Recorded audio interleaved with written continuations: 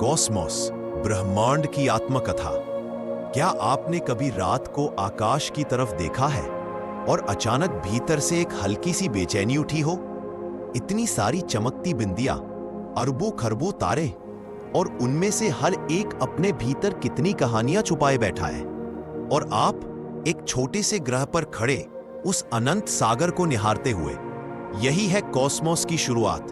यह किताब, यह यात्रा हमें सिर्फ तथ्य नहीं सिखाती, यह हमें महसूस करना सिखाती है कि हम कौन हैं, कहां से आए हैं और इस पूरे नाटक में हमारी असली जगह क्या है।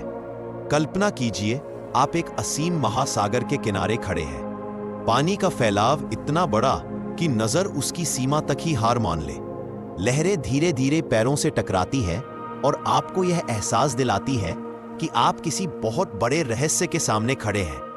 यही महासागर है ब्रह्मांड, और हम इंसान बस उस किनारे पर मौजूद छोटे से यात्री जो उसके रहस्यों को समझने की कोशिश कर रहे हैं। हमने अब तक जो कुछ जाना है वह इस महासागर की बस कुछ बूंदें हैं, और जो नहीं जानते वह पूरा का पूरा सागर है। कार्ल सगन हमें इसी सोच के साथ इस यात्रा पर ले जाते हैं। जब कोई आपसे आपका पता पूछता है तो आप कहते हैं गली, शहर, देश। लेकिन क्या आपने कभी सोचा है आपका असली ब्रह्मांडीय पता क्या है? सुनिए, आप रहते हैं पृथ्वी नाम के ग्रह पर। यह ग्रह घूमता है सूरज नाम के तारे के चारों ओर। यह सूरज और उसके 8 साथी ग्रह मिलकर बनाते हैं हमारा सौरमंडल। लेकिन कहानी यही खत्म नहीं होती। हमारा सूरज भी अकेला नहीं है। यह उन अरबों तारों में से एक है जो हमारी गैलेक्सी मिल्की वे का हिस्सा है। जब आप रात में आकाश में फैली सफेद पट्टी देखते हैं तो असल में आप हमारी गैलेक्सी के बाकी तारों को देख रहे होते हैं। और सोचिए, अगर आप प्रकाश की गति से भी यात्रा करें तो भी मिल्की वे को एक छोर से दूसरे छोर तक पार करने में 1,00,000 साल लगेंगे। लेकिन रुकिए, मिल्की वे भी अकेली नहीं है। यह लगभग 50 और गैलेक्सियों के समूह का हिस्सा है जिसे हम लोकल ग्रुप कहते हैं।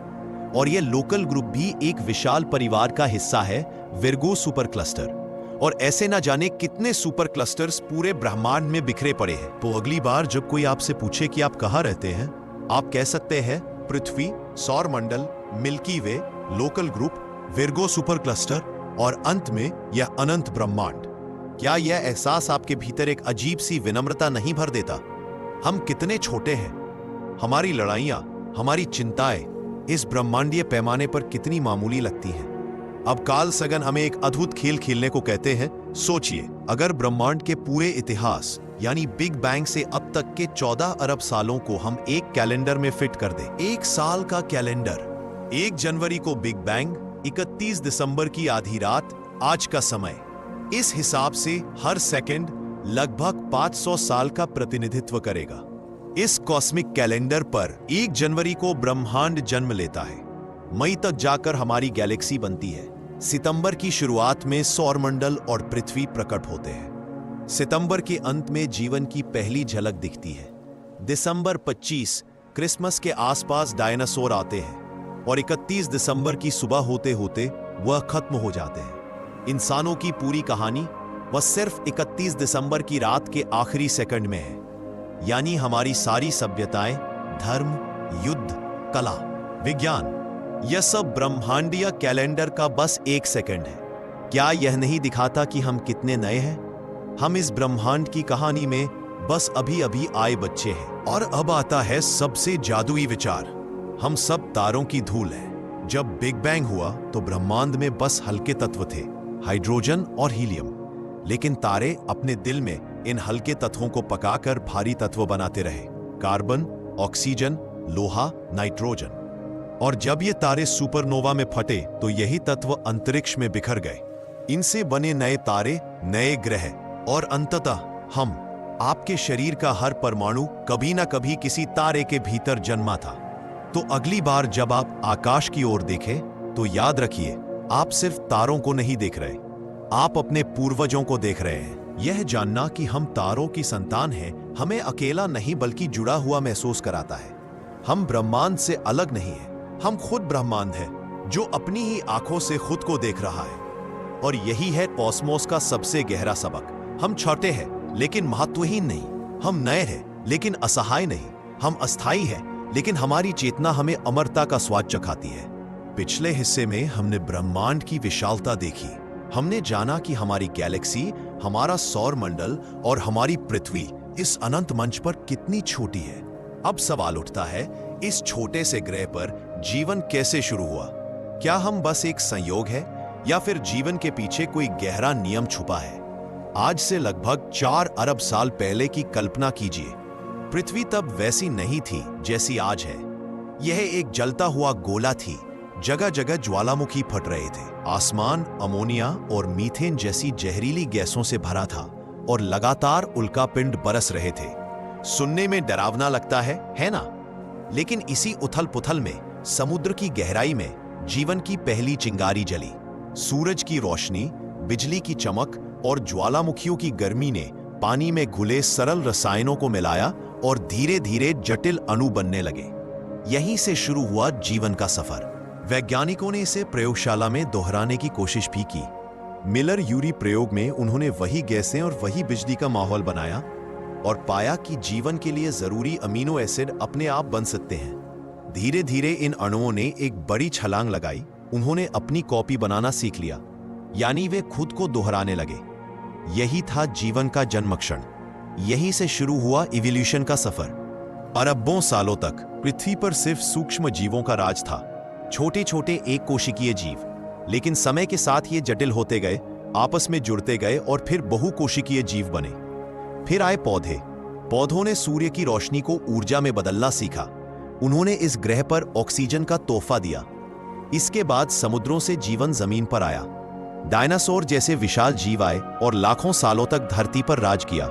लेकिन एक दिन एक उल्कापिंड ने उनका अंत कर दिया और तब मंच खाली हुआ हमारे लिए, छोटे स्तनधारियों के लिए। यहीं से धीरे धीरे इंसानों की कहानी शुरू हुई। कार्ल सेगन हमें जीवन को एक विशाल वृक्ष के रूप में देखने के लिए कहते हैं। इसके मूल उन पहले अणुओं में है और इसकी शाखाएं आज मौजूद लाखों प्रजातियां हैं। हम इंसान बस एक छोटी सी शाखा। न तो हम इस वृक्ष का केंद्र है, न ही अंतिम लक्ष्य। हम इस विशाल परिवार का सिर्फ एक हिस्सा है। इसलिए जब आप किसी पक्षी को उड़ते देखें या किसी कीड़े को जमीन पर चलते देखें, तो याद रखिए, वह आपका बहुत दूर का रिश्तेदार है। हम सब एक ही कहानी के पात्र हैं। जीवन का विकास कोई सीधी रेखा नहीं था। यह टेढ़ा मेढ़ा रास्ता था जिसमें संयोग और आपदाएं बराबर शामिल थे। अगर वह उल्कापिंड न टकराता तो शायद आज भी डायनासोर का राज होता और हम इंसान शायद कभी अस्तित्व में ही ना आते। क्या यह एहसास नहीं कराता कि हमारा होना कितना नाजुक है, कितना दुर्लभ है? जीवन की कहानी हमें विनम्र बनाती है। यह हमें सिखाती है कि हम यहाँ किसी दिव्य अधिकार से नहीं, बल्कि अरबों सालों के प्रयोगों, असफलताओं और संयोगों के कारण हैं। और अगर हम इतने संयोगों के बाद यहाँ पहुंचे हैं, तो इसका मतलब यह भी है कि हमारा अस्तित्व कितना कीमती है। हमारी चेतना यह सोचने, महसूस करने और सवाल पूछने की क्षमता ब्रह्मांड का सबसे बड़ा उपहार है। पिछले हिस्से में हमने जाना कि जीवन कैसे शुरू हुआ, कैसे तारों की धूल से बने अणुओं ने धीरे धीरे जटिल रूप लिया और अरबों सालों की यात्रा के बाद हम इंसान बने। लेकिन अब एक नया सवाल खड़ा होता है, हम इंसानों को यह सब कैसे पता चला? हमें कैसे समझ आया कि आकाश में चमकते तारे देवता नहीं बल्कि सूरज जैसे तारे हैं? कैसे हमें एहसास हुआ कि पृथ्वी ब्रह्मांड का केंद्र नहीं है? यही है मानव जिज्ञासा और सच की खोज की कहानी। हजारों साल पहले जब हमारे पूर्वज रात में आकाश देखते थे तो वे भी हैरान होते थे। उन्होंने तारों के पैटर्न बनाए, उन्हें नाम दिए और नक्षत्रों की कहानियां गढ़ी। उनकी कल्पना ने आकाश को देवताओं, राक्षसों और योद्धाओं से भर दिया। लेकिन उन्होंने एक और चीज नोटिस की, कुछ तारे अपनी जगह स्थिर नहीं रहते थे, वे इधर उधर घूमते थे। यही थे ग्रह। उनकी चाल को समझने की कोशिश में इंसानों ने खगोल विज्ञान की नींव रखी। लंबे समय तक इंसानों को लगता रहा कि पृथ्वी ही ब्रह्मांड का केंद्र है। यह सोच बहुत आरामदायक थी क्योंकि यह हमारे अहंकार को संतुष्ट करती थी। हम खास हैं, सारी दुनिया हमारे चारों ओर घूमती है। ग्रीक दार्शनिक टॉलेमी ने इसे व्यवस्थित किया और सदियों तक यही मॉडल दुनिया भर में पढ़ाया गया। लेकिन असलियत कहीं और थी। 16वीं सदी में पोलैंड के एक पादरी निकोलस कोपरनिकस ने दुनिया को हिला दिया। उन्होंने कहा, अगर हम मान लें कि सूरज केंद्र है और पृथ्वी व बाकी ग्रह उसके चारों ओर घूमते हैं, तो सारी गणित बहुत आसान हो जाती है। यह विचार बहुत सुंदर था, लेकिन खतरनाक भी, क्योंकि यह स्थापित मान्यताओं और धार्मिक सत्ता को चुनौती देता था। कोपरनिकस इतने डरे हुए थे कि उन्होंने अपनी किताब जीवन के अंतिम समय में प्रकाशित कराई, लेकिन उनके विचार ने बीज बो दिया। इसके बाद आए टाइको ब्राहे, एक महान पर्यवेक्षक। उन्होंने अपनी पूरी जिंदगी आकाश के डाटा इकट्ठा करने में लगा दी। बिना टेलीस्कोप के, सिर्फ अपनी आंखों और साधारण औजारों से उन्होंने ग्रहों और तारों की स्थिति का बेहद सटीक रिकॉर्ड बनाया। लेकिन टाइको गणित में उतने अच्छे नहीं थे। उनके डाटा को अर्थ देने का काम किया उनके सहायक जोहान्स केपलर ने। केपलर मानते थे कि ग्रहों की कक्षा गोल होनी चाहिए, क्योंकि गोला दैवीय आकृति है। लेकिन जब उन्होंने टाइको के डाटा से बार बार गणना की तो कुछ मेल नहीं खाया। उन्होंने अपने प्रिय विचार को छोड़ दिया और पाया कि ग्रह गोल नहीं बल्कि अंडाकार एलिप्स पथों में चलते हैं। यही से निकले केपलर के 3 नियम, जिन्होंने पहली बार ब्रह्मांड को गणित की भाषा में बांध दिया। लेकिन सवाल बाकी था, ग्रह अंडाकार रास्ते में चलते क्यों हैं? उन्हें कौन सी ताकत खींच रही है? यह जवाब दिया सर आइजैक न्यूटन ने। कहानी आपने सुनी होगी सेब गिरने से, लेकिन असली खोज उससे कहीं गहरी थी। न्यूटन ने कहा, वही शक्ति जो सेब को जमीन पर खींचती रहे, वही चांद को पृथ्वी के चारों ओर और पृथ्वी को सूरज के चारों ओर खींचती है, यानी गुरुत्वाकर्षण। पहली बार इंसान ने समझा कि पृथ्वी और आकाश के नियम अलग नहीं हैं, एक ही नियम हर जगह लागू होता है। यह विचार इतना शक्तिशाली था कि उसने विज्ञान की दिशा ही बदल दी। अब ब्रह्मांड कोई रहस्यमयी मंच नहीं रहा, बल्कि एक सुंदर मशीन थी जिसे नियम चलाते थे। इन कहानियों से हमें एक सबक मिलता है, सच्चाई को पाने के लिए हमें अपने सबसे प्यारे विचार भी छोड़ने पड़ सकते हैं। केपलर ने यही किया। विज्ञान का मतलब है सबूत को प्राथमिकता देना, चाहे वो हमारी मान्यता से टकराता ही क्यों ना हो।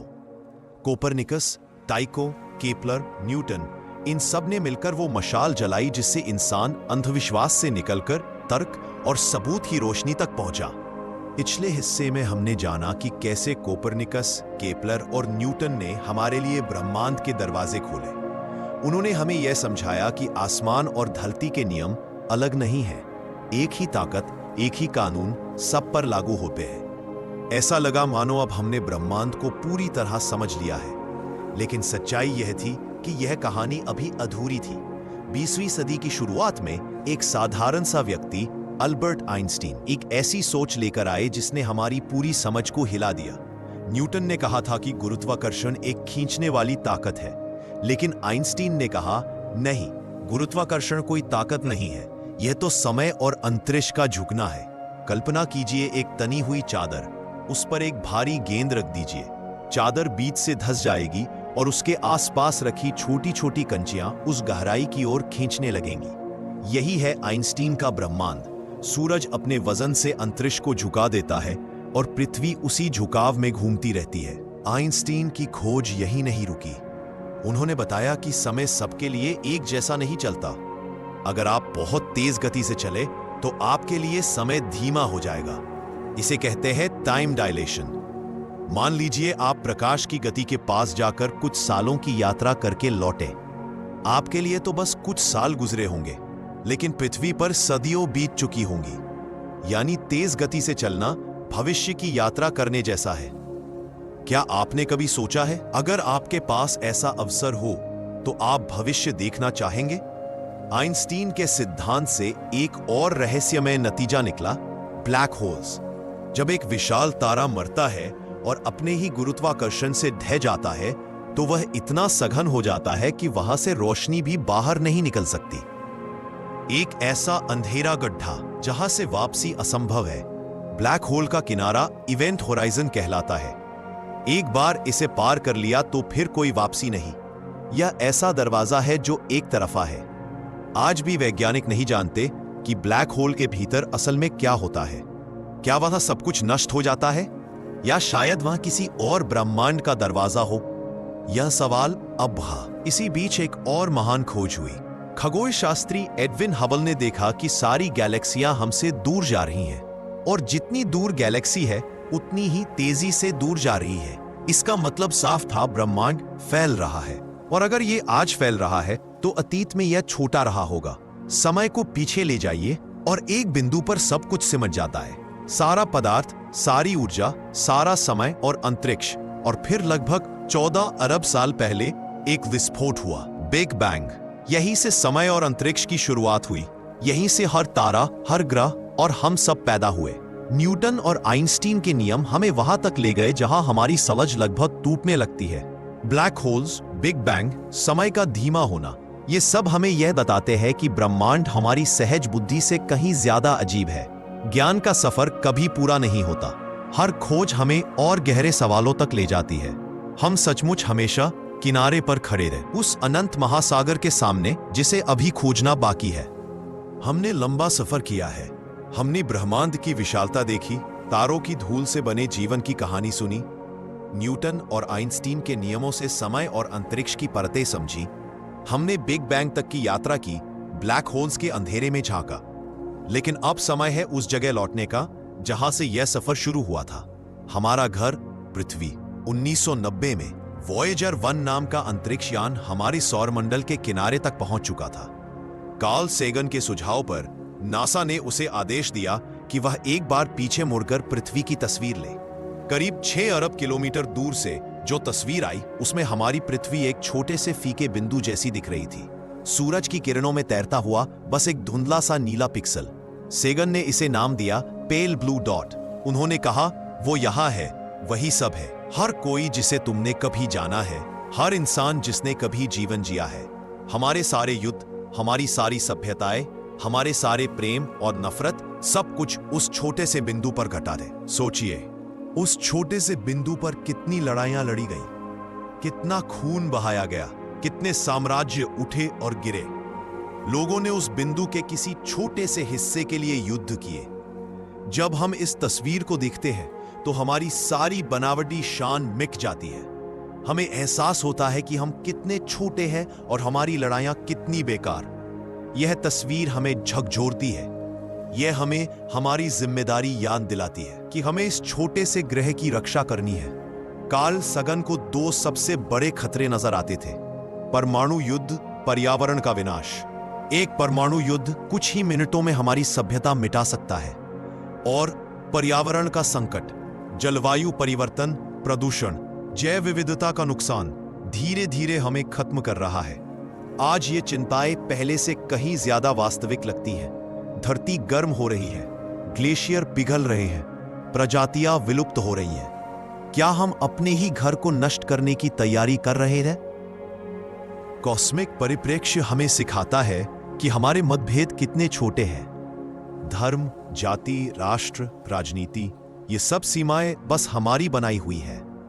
सच यह है कि हम सब एक ही नाव पर सवार हैं। अगर नाव डूबेगी तो सब साथ डूबेंगे। इसलिए यह जरूरी है कि हम खुद को सिर्फ भारतीय, अमेरिकी, चीनी, मुस्लिम, ईसाई, हिंदू न समझें। हम सबसे पहले पृथ्वीवासी अर्थलिंग्स हैं। एक और सवाल उठता है, क्या हम ब्रह्मांड में अकेले हैं? हमारी गैलेक्सी में ही अरबों तारे हैं और उनमें से कई के पास पृथ्वी जैसे ग्रह हो सकते हैं। तो क्या कहीं और भी जीवन है? शायद हाँ। शायद वहां सभ्यताएं हमसे कहीं ज्यादा विकसित हों। शायद वो हमसे संपर्क करने की कोशिश कर रहे हों। SETI, search for extraterrestrial intelligence नाम का प्रोजेक्ट लगातार ब्रह्मांड से आने वाले रेडियो सिग्नल सुनता रहता है। अब तक हमें कोई स्पष्ट संदेश नहीं मिला, लेकिन अगर कभी मिला तो यह मानव इतिहास की सबसे बड़ी खोज होगी। यह हमें हमेशा के लिए बदल देगा।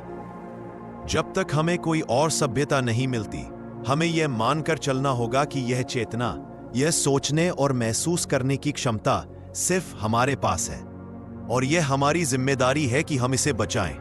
हमारे पास ज्ञान भी है और शक्ति भी। हम इस ग्रह को नष्ट भी कर सकते हैं और इसे स्वर्ग भी बना सकते हैं। फैसला हमारे हाथ में है।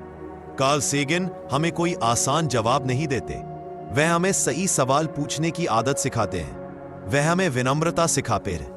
हमें एहसास कराते हैं कि हम सब एक ही कहानी का हिस्सा हैं। हम तारे की धूल हैं। हम इस ब्रह्मांड की संतान हैं। और हमारे पास इसे समझने और बेहतर बनाने की क्षमता है। तो दोस्तों, कॉस्मोस का यह सफर यही खत्म होता है। हमने तारों की धुन से लेकर समय और अंतरिक्ष के रहस्यों तक सब कुछ छुआ, लेकिन सबसे बड़ी खोज यही है, हमारी जिम्मेदारी।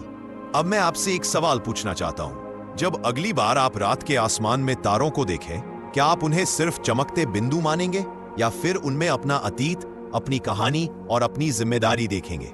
अगर इस सफर ने आपके दिल और दिमाग को छुआ है तो इस वीडियो को लाइक करें, अपने दोस्तों के साथ शेयर करें और चैनल को सब्सक्राइब करें, क्योंकि यहां हम बार बार वही करेंगे। ब्रह्मांड के पर्दे हटाएंगे और उसके पीछे छुपे सच को देखेंगे। याद रखिए, जिज्ञासा ही इंसान की सबसे बड़ी ताकत है।